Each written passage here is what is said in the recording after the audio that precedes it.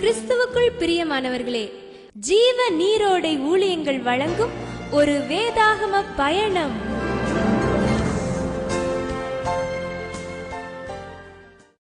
அன்பு நேயர்களே, ஒரு வேதாகம பயணம் என்ற இந்த நிகழ்ச்சி வேதாகம காலத்தின் முக்கியமான சம்பவங்கள் வழியாகவும் தேவனுடைய மேன்மையான சத்தியங்கள் வழியாகவும் உங்களை அழைத்துச் செல்லும். வேதாகமத்தை சரியாக கற்றுக்கொள்ளவும், வேத உண்மைகளில் தெளிவு பெறவும், கர்த்தருடைய வழிகளை அறிந்து நடக்கவும் இந்த வேதாகம பயணத்தில் நீங்களும் தொடர்ந்து வாருங்கள்.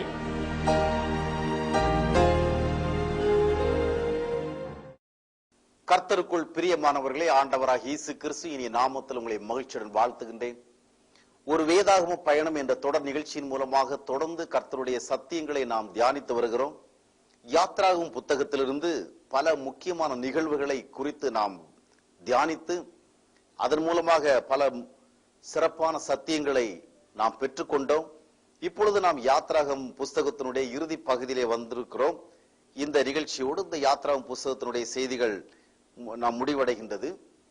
இந்த யாத்ராகம் புஸ்தகத்தினுடைய கடைசி சில அத்தியாயங்களை நீங்கள் வாசித்து பார்க்கும் பொழுது தேவன் மோசேயிடத்திலே தமக்காக ஒரு ஆசரிப்பு கூடாரத்தை நிறுவச் சொல்லுகிறார். அவரை ஆராதிப்பதற்காக, அவருக்கு பலியிடுவதற்காக, அவர் பேசுவதற்காக, அவர் சத்தத்தை கேட்பதற்காக, இப்படி பல நோக்கங்களை சார்ந்து அவருக்காக ஒரு ஆசரிப்பு கூடாரத்தை உருவாக்குவதற்கு சொன்னார். ஆனா ஆசரிப்பு கூடாரத்தை உருவாக்க சொன்ன பொழுது அந்த ஆசரிப்பு கூடாரத்தை மோசே தன்னுடைய ஞானத்தின்படியே உருவாக்கலாம் என்று அவர் விட்டுவிடவில்லை. பல அத்தியாயங்கள் அதற்காக எழுதப்பட்டிருக்கின்றது. எவரி டீட்டெயில்ஸ், ஒவ்வொரு விஷயங்களும் மிக தெளிவாக தேவனாலே சொல்லப்பட்டது. உதாரணமாக ஒரு கோயிலை கட்ட வேண்டும் என்று சொன்ன உடனே ஒருவர் தன்னுடைய விருப்பத்திற்கு அந்த கோயிலை கட்டலாம். ஆனால் இங்கு தேவன் ஆசரிப்பு கூடாரத்தை கட்ட சொன்ன பொழுது அந்த ஆசரிப்பு கூடாரத்தினுடைய ஒவ்வொரு பகுதிகளும், அதில் உபயோகிக்கப்படுகிற ஒவ்வொரு பொருட்களும், அது அமைக்கப்பட வேண்டிய ஒவ்வொரு முறைகளும் தேவனாலே தெளிவாக சொல்லப்பட்டது.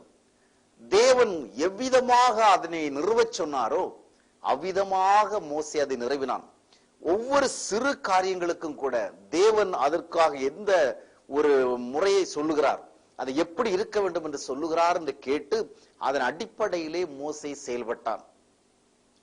கடைசி சில அத்தியாயங்களை வாசித்து பார்க்கும் பொழுது திரும்பமாக சொல்லப்படுகிற ஒரு செய்தி என்றால், கர்த்தர் மோசேக்கு கட்டளையிட்டபடியே மோசே செய்தான். கர்த்தர் மோசேக்கு கட்டளையிட்டபடியே மோசே செய்தான். இந்தந்த காரியங்களை கர்த்தர் சொன்னபடியே செய்தான். இதுல இருந்து என்ன தெரிய வருகிறது என்றால், மோசே என்ற மனிதன் ஒரு மிகப்பெரிய தேவ மனிதனாக இருந்தாலும் எல்லாவற்றையும் அவன் தேவன் சொன்னபடியே செய்தான். ஆக தேவன் நம்முடைய வாழ்க்கையிலே அவருக்காக என்னென்ன செய்ய வேண்டும் என்று விரும்புகிறாரோ அவைகள் எல்லாவற்றையும் குறித்து நமக்கு தெளிவான ஆலோசனைகளையும் வழிநடத்துதலையும் கொடுக்கிறார். நம்முடைய விருப்பத்திலே அவருக்காக எதையோ செய்வதல்ல, அவர் தம்முடைய விருப்பங்களை நமக்கு தெளிவாக வெளிப்படுத்துகிறார். மோசே எகிப்திய அரண்மனையிலே வாழ்ந்தவன். சுமார் 40 ஆண்டு காலம் எகிப்திய சாஸ்திரங்கள், இஞ்ஞானங்கள் இவை எல்லாத்தையும் கற்று தேர்ந்தவன். எனவே தேவன் அவனிடத்திலே ஒரு வாசஸ்தலத்தை நீ விதமாக கட்டி என்று சொன்ன உடனேயே அவன் அந்த எகிப்திய முறைப்படி கட்டுவதற்கு நிறைய வாய்ப்பு இருக்கிறது. ஏனென்றால் அவன் அங்கேத்தான் அதை கட்டுமான காரியங்கள் எல்லாம் அறிந்திருந்தான். எப்படி அதை சிறப்பா ஒரு அரண்மனை போல கட்டுவதா, ஒரு பெரிய கோபுரமா கட்டுவதா என்றெல்லாம் அவன் எகிப்திய முறைப்படித்தான் சிந்தித்திருப்பான்.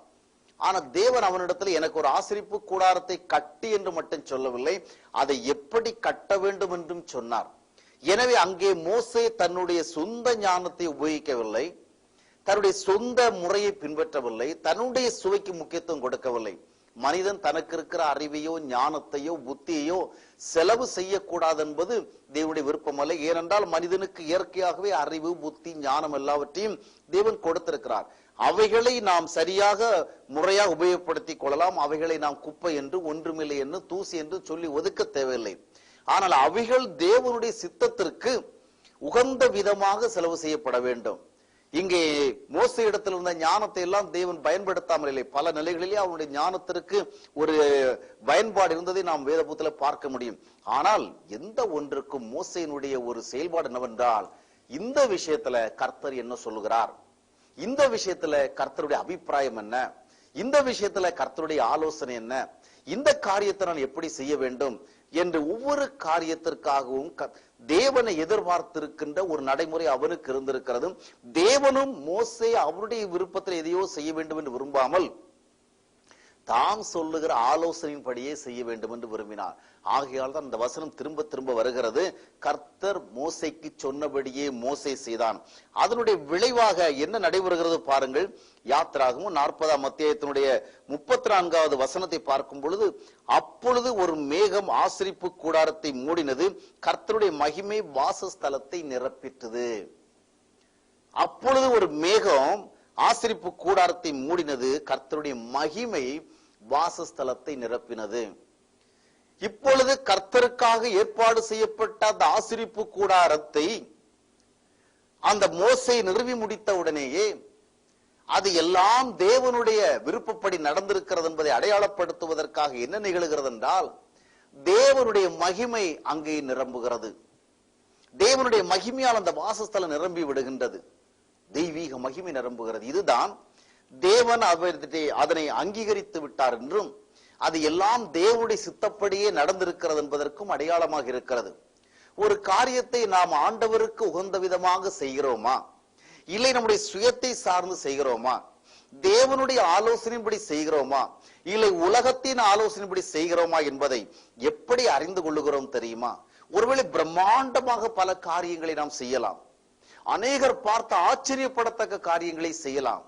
எவ்வளவு பிரம்மாண்டமாக செய்கிறோம் என்பது முக்கியமல்ல, விதமாக செய்யப்பட்டதுல தேவ மகிமை இருக்கிறதா என்பது முக்கியம்.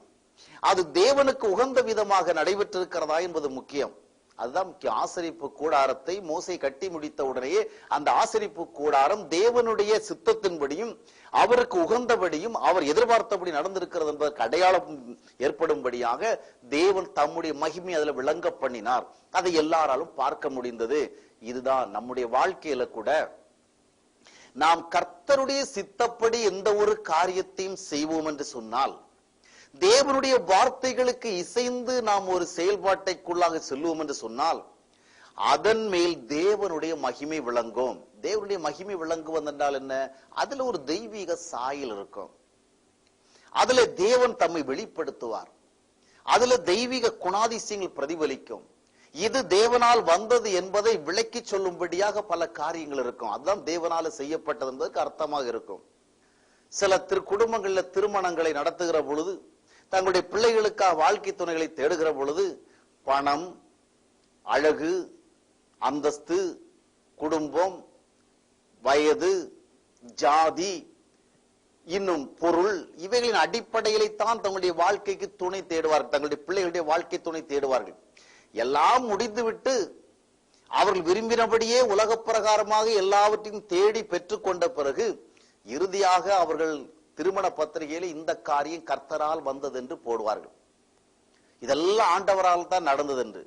ஆனால் அவர்களுடைய தொடர்ந்த குடும்ப வாழ்க்கைகளை கவனித்து பார்க்கும் பொழுது, அவர்களுடைய தொடர்ந்த வாழ்க்கைகளை கவனித்து பார்க்கும் பொழுது அந்த வாழ்க்கைகளிலே எந்த விதமான ஒரு வெளிச்சமும் இருக்காது, ஒரு தெய்வீக பிரசன்னம் இருக்காது. உலக பிரகாரமாக எல்லாம் இருக்கும். காரணம் என்னென்றால் இவைகள் எல்லாம் கர்த்தரால் வரல, இவர்களே விரும்பி தேடிக்கொண்டவைகள்.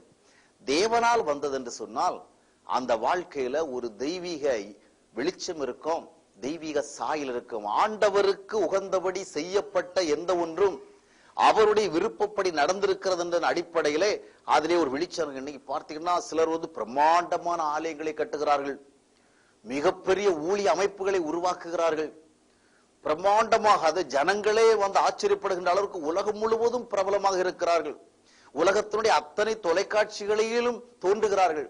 ஆனாலும் அவருடைய வாழ்க்கை முறைகளிலே, அவருடைய ஊழியங்களிலே ஒரு தெய்வீக வெளிச்சம் இல்லாததை, ஒரு தெய்வ மகிமை இல்லாததை, இது தேவனுக்குரியதென்று சொல்வதற்கு உகந்த காரியங்கள் இல்லாததை ஆவிக்குரிய கண்களுடையவர்கள் கண்டுகொள்வார்கள். உலகத்திற்கேற்றபடி மிக பிரம்மாண்டமாக காரியங்களை செய்கிறது உண்மைதான்.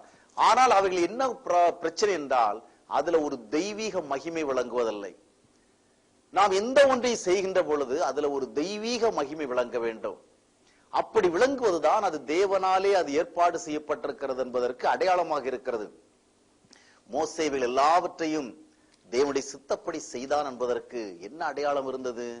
அந்த ஆசரிப்பு கூடாரத்துல தேவனுடைய மகிமை இறங்கினது. சாலமோன் ராஜா ஆலயத்தை கட்டி முடிக்கின்ற பொழுது தேவனுடைய மகிமை அந்த இடத்துல வந்து நிரம்பினது. அது அவருடைய விருப்பத்திற்கு உட்பட்டதாக இருந்தது. அவருடைய அங்கீகாரத்தை பெறுகிறது என்பதற்கு அடையாளமாக அந்த மகிமை இழங்கிறது.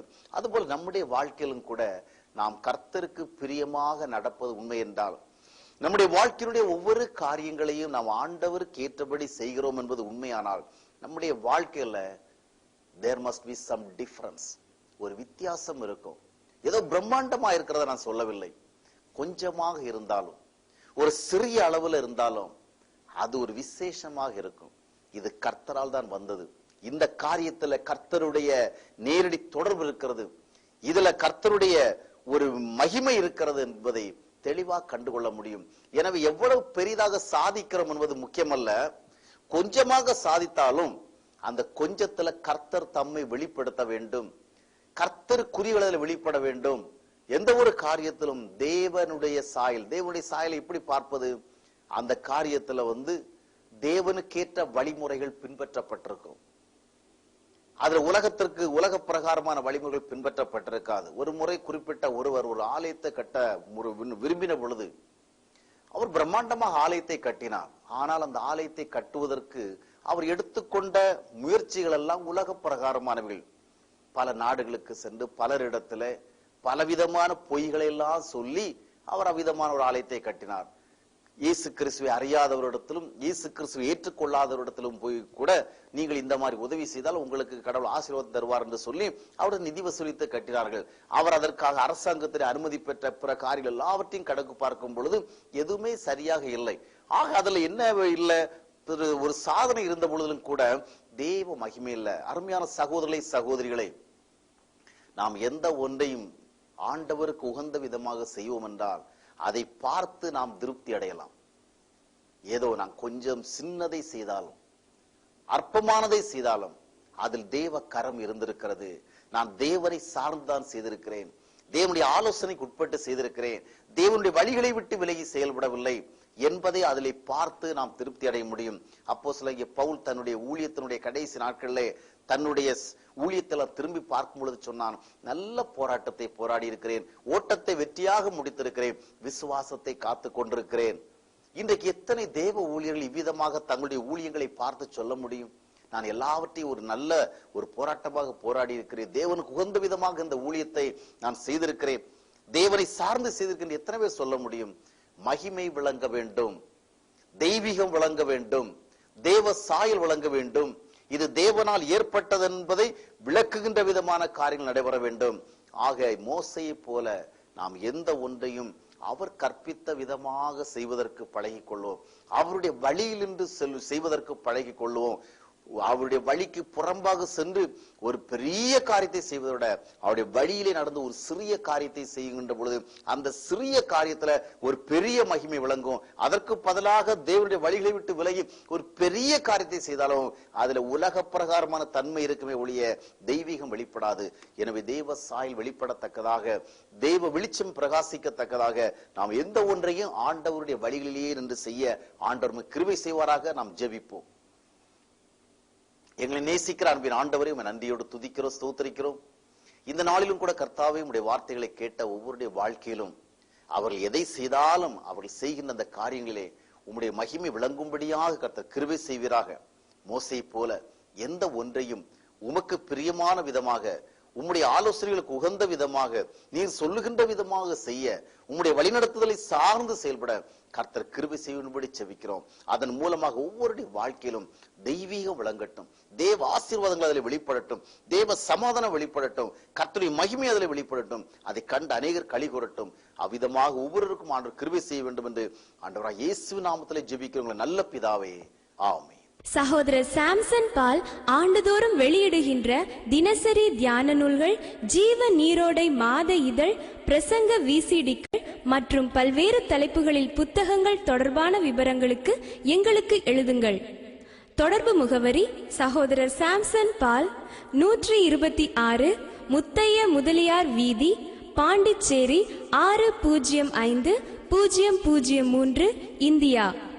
தொலைபேசி எண் 0412236042. In English, Samson Paul, 126 Muthaiya Mudaliar street, Pondicherry 605003, India. Phone 0413223604. Our email address jeevanirode@eth.net.